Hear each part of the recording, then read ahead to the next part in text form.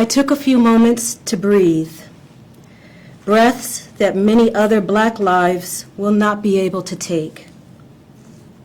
Good afternoon, UC Davis. I am Renetta Garrison-Tull, the relatively new Vice Chancellor for Diversity, Equity, and Inclusion here at the University of California, Davis.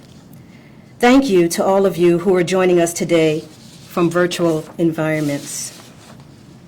We appreciate that you are taking time to join us for this important moment of gathering together, for a dedicated moment of silence for George Floyd, Breonna Taylor, Ahmaud Arbery, California's own Stephon Clark, Florida's Tony Dade, and many others.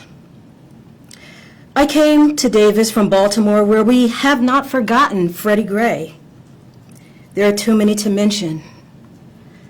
Sandra Bland, Eric Garner, Philandro Castile, Tamir Rice, Trayvon Martin. Too many to name because there are those who have been unjustly killed as a result of racist behavior. We're in the midst of a pandemic where more than 100,000 people have died of COVID-19, and even in the midst of that, we must take some time to acknowledge the reality of racism and unjust deaths of Black lives, which is centuries old.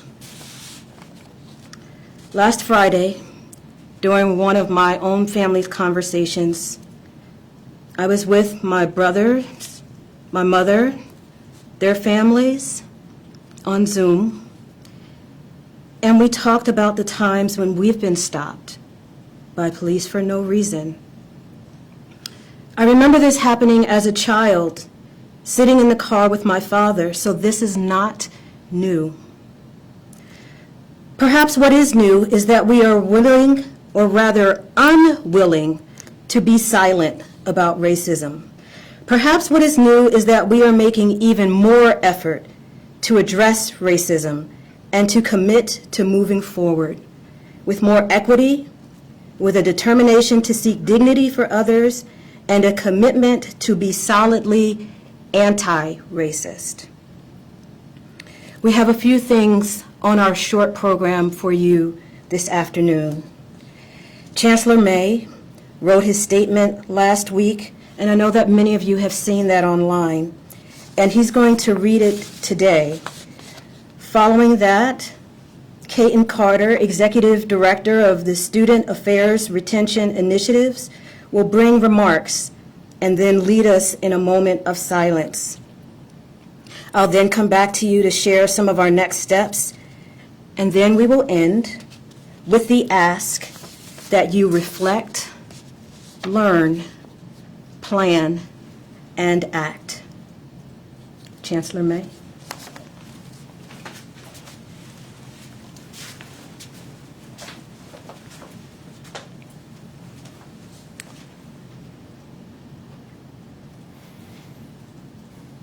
I can't breathe.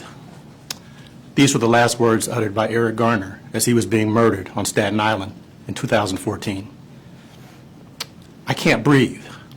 These were among the last words spoken by George Floyd as he suffered the same fate under hauntingly similar circumstances in Minneapolis on Memorial Day. In 2014, I tried to explain the Garner incident to my two daughters. Last week, I tried to explain the Floyd incident to myself. In both cases, I fell short. Murder, captured on video, defies explanation. I work in the ivory tower of academia, but I live in the real world. I'm constantly reminded of that fact. Driving while Black, shopping while Black, cooking out while Black, exercising while Black. It's exhausting, and I'm tired. George Floyd could have been any African-American man, including me. At a traffic stop, no one knows I'm a chancellor. No one knows I have a PhD. As a lifelong educator and a Black man whose parents endured segregation personally, I spent much of my career working to increase diversity on college campuses and in the workforce.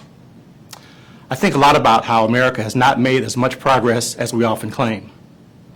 Recent events have only reaffirmed the need to build an inclusive society that recognizes and respects people of all backgrounds and experiences. I'm talking about the full array of nationalities, the full spectrum of socioeconomic and cultural backgrounds, along with the wide variety of political views and gender identities, and a rich diversity of talents and skill sets.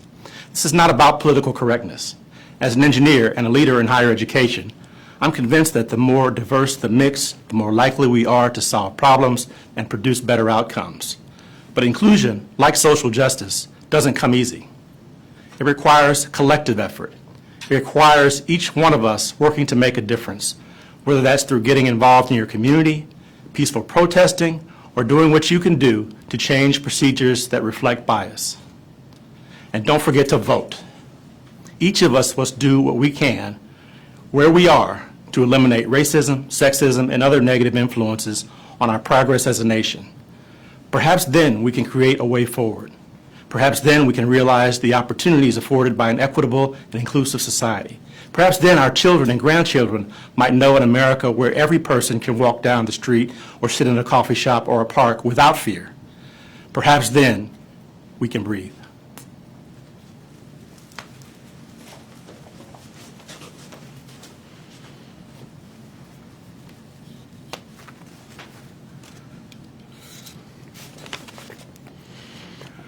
My name is Cant Carter, and I serve our campus as the Executive Director of our Student Affairs Retention Initiatives and Centers. I also serve as the Director of the Center for African Diaspora Student Success. I'll read a brief statement, but I'll also call to action your commitment to not only this moment of silence, but even beyond the moment of silence, a commitment to change. The recent spat of murders of George Floyd, Breonna Taylor, and Ahmaud Arbery are reprehensible. It is really too much to bear and too painful for some, and for many others, all too familiar, myself included. Without a doubt, these killings are inextricably tied to racism, both individual acts and institutional infrastructure. These murders can't be explained away as justified, nor can we sanitize these incidents for the sake of preserving the identity of this country. Personally, I denounce these murders, and I'm opposed to all acts of racism, especially violent acts. But as was mentioned earlier, this is not new in America. And for those who may not be aware, I have a few bullet points to share. In June 1921, in fact, we just finished the anniversary for Black Wall Street, the Black Wall Street Massacre, in which case a shoemaker was accused of assaulting a woman, and it led to the destruction of an entire black community. In 1971, Marvin Gaye held a mirror to this country and asked, "What's going on?" That was post the Civil Rights Movement. In 1997, Abner Louima was assaulted and sexually brutalized by a police department. In 1999, Amadou Diallo was shot 41 times by another police department. Both Abner Louima and Amadou Diallo were innocent. What is going on in the United States can leave any student, but particularly students of African descent, with a sense of hopelessness and anxiety. Here at UC Davis, we should be prepared to emotionally and psychologically form a committee that helps to address these issues, not just for the students impacted, African diaspora students, but for all of our students. These issues aren't restricted to ethnicity, gender, sexual orientation, political affiliation.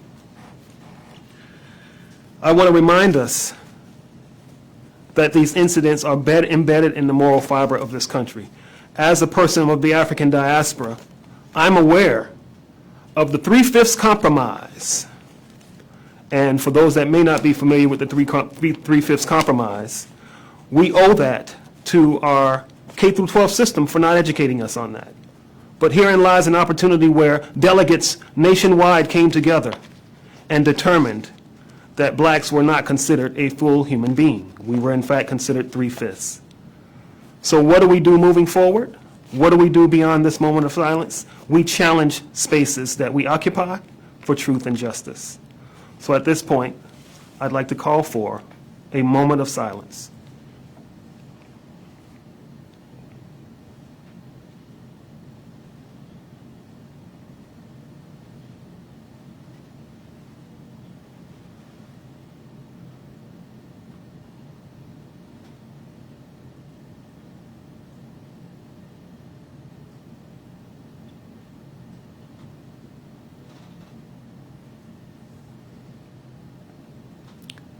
Thank you.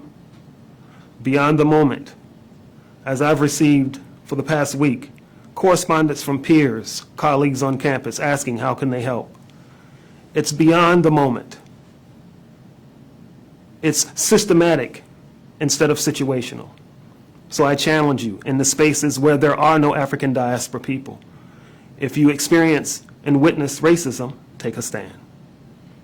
Thank you.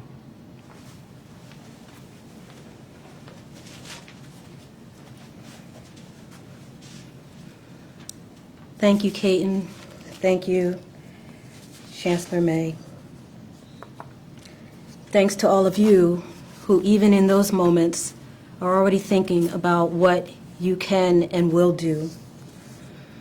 There are a number of people who have already responded and are already doing things like highlighting Black birders in the College of Biological Sciences, hosting healing circles in the School of Medicine.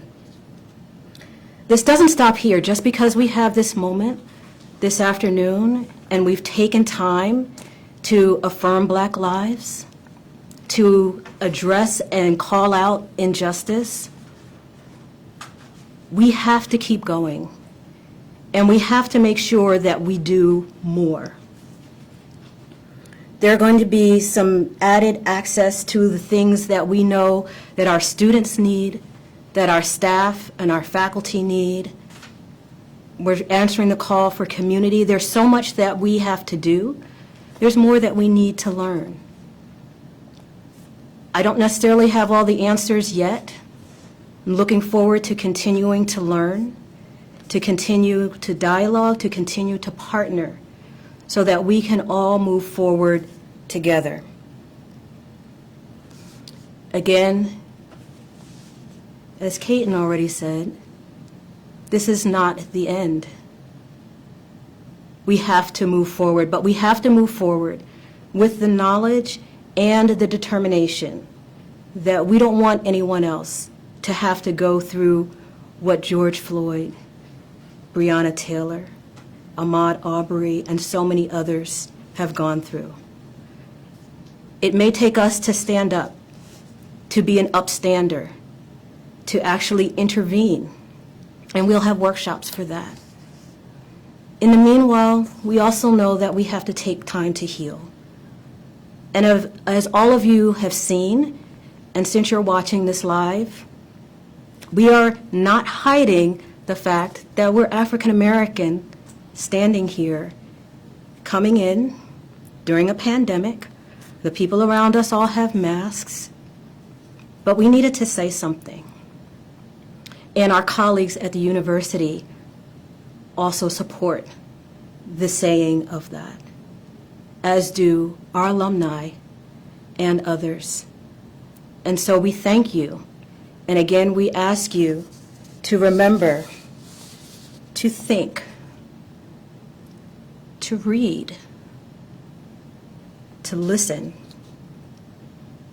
reflect, learn, plan, and act, recognizing that Black lives do indeed matter and that we are all going to go forward together.